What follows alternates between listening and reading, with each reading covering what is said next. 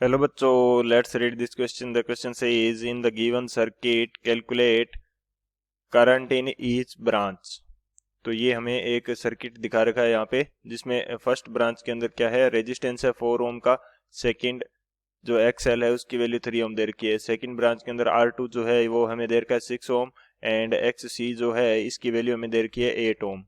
और थर्ड जो ब्रांच है इसके अंदर R3 की वैल्यू दे रखी है हमें 10 ओम, एंड XL डैश जो है वो 10 ओम है, और XC डैश जो है वो भी 10 ओम है। VRMS की वैल्यू हमें दे रखी है 100 वोल्ट। तो हमें क्या फाइंड आउट करना है, करंट जो फाइंड आउट करना है ईच ब्रांच के अंदर, वो हम देखते हैं किस प्रकार से फाइंड आउट करेंगे। तो बात करी जाए यदि की कंसेप्ट, तो वो हमारे पास क्या होगा। सबसे पहले तो हम बात कर लेते हैं कि जो एसी सर्किट होता है उसके अंदर करंट की वैल्यू क्या रहती है। IRMS फॉर्म के अंदर करंट की वैल्यू रहेगी, यानी कि रूट मीन स्क्वायर वैल्यू होती है करंट की।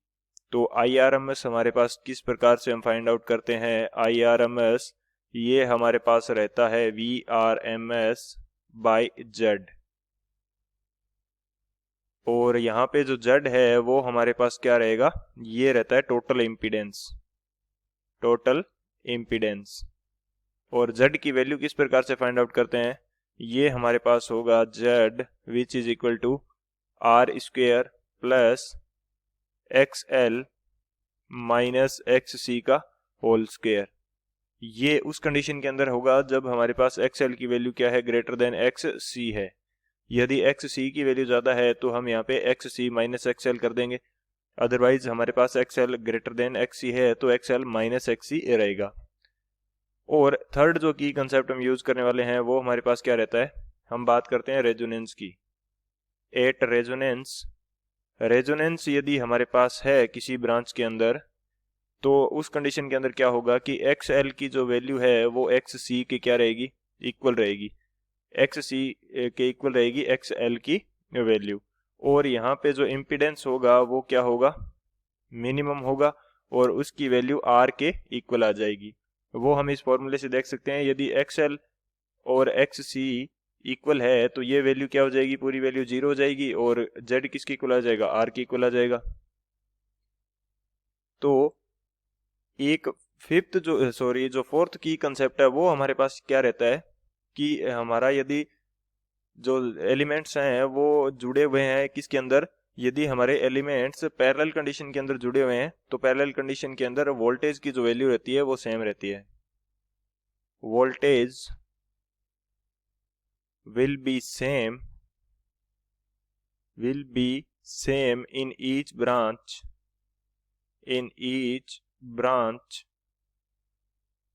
in parallel condition। यदि ब्रांचेस हमारी क्या है, पैरेलल कंडीशन के अंदर जुड़ी हुई है, इन पैरेलल कॉम्बिनेशन। ब्रांचेस क्या है, पैरेलल कॉम्बिनेशन के अंदर है, तो ईच ब्रांच के अक्रॉस जो पोटेंशियल डिफरेंस होगा या वोल्टेज होगी वो क्या रहेगी, सेम रहेगी। तो ये हमारे की कंसेप्ट है। इन की कंसेप्ट की हेल्प से इस क्वेश्चन को सोल्व करते हैं। अब बात करें यदि सॉल्यूशन की, तो ये हमें क्वेश्चन के अंदर सर्किट शो कर रखा है। तो यहाँ पे सर्किट की सभी ब्रांचेस के लिए मैं जेड की वैल्यू फाइंड आउट कर लेता हूँ। तो फर्स्ट ब्रांच के लिए यदि जेड को मैं बोल देता हूँ Z1, तो ये हमारे पास कितना होगा, जेड का फॉर्मूला क्या रहेगा, R स्क्वेयर, तो R1 square plus XL minus XC। तो XC फर्स्ट ब्रांच के अंदर है नहीं, हमारे पास ओनली XL एंड R है, तो XC की वैल्यू 0 रखेंगे तो ये क्या आ जाएगा, XL स्क्वेयर आ जाएगा। तो R1 की वैल्यू हमारे पास कितनी है, 4 ओम, तो 4 स्क्वेयर, और XL की वैल्यू हमारे पास कितनी है, 3 ओम। तो ये हमारे पास आ जाएगा कुछ इस तरह से। तो Z1 जो है वो हमारा कितना आ जाएगा यहाँ से, ये आ जाएगा 5 ओम। इसी तरह से मैं Z2 की यदि वैल्यू फाइंड आउट करता हूँ सेकंड ब्रांच के लिए, तो वहाँ पे XL नहीं है, हमारे पास ओनली XC है। तो ये फॉर्मूला क्या हो जाएगा, R2 स्क्वेयर प्लस XC का whole XC square and root over हो जाएगा पूरे का। तो यहाँ से Z2 की वैल्यू कितनी आ जाएगी, R2 का स्क्वेयर 6 का स्क्वेयर प्लस XC 8 इसका स्क्वेयर और रूट ओवर। तो Z2 जो है वो कितना निकल के आ जाएगा, Z2 हमारे पास निकल के आ जाएगा 10 ओम। और जो थर्ड कंडीशन है, थर्ड ब्रांच है, इसके अंदर XL की वैल्यू किसके इक्वल है, XL डैश जो है वो XC डैश के इक्वल है। तो यहाँ से जो Z मिनिमम आएगा वो कितना आ जाएगा, R के इक्वल आ जाएगा। तो Z3 की जो वैल्यू है वो किसके इक्वल आ जाएगी, R3 के। R3 हमारे पास कितना है 10 ओम, तो ये हमारे पास Z3 की वैल्यू रहेगी। अब हम लोग फाइंड आउट कर लेते हैं कि इन ब्रांचेस के अंदर जो करंट है वो कितना होगा। तो यदि मैं बात करता हूँ IRMS फर्स्ट की, तो वो हमारे पास क्या रहेगा VRMS बाई Z1। VRMS सभी के लिए सेम रहेगा, तो VRMS हमारे पास क्या है 100 वोल्ट और Z1 की वैल्यू हमारे पास क्या है 5, तो ये आ जाएगा फर्स्ट ब्रांच के अंदर 20 एम्पियर। इसी तरह से IRMS सेकंड की यदि बात की जाए तो ये हमारे पास कितना आएगा VRMS बाई Z2। VRMS हमारे पास है 100, Z2 की वैल्यू है 10 ओम, तो ये हमारे पास कितना आ जाएगा 10 एम्पियर। और इसी तरह से जो IRMS 3 है ये हमारा कितना आ जाएगा 100 बाई 10 यानी कि 10 एम्पियर। तो फर्स्ट ब्रांच के अंदर हमारे पास कितना करंट जाएगा 20 एम्पियर जाएगा।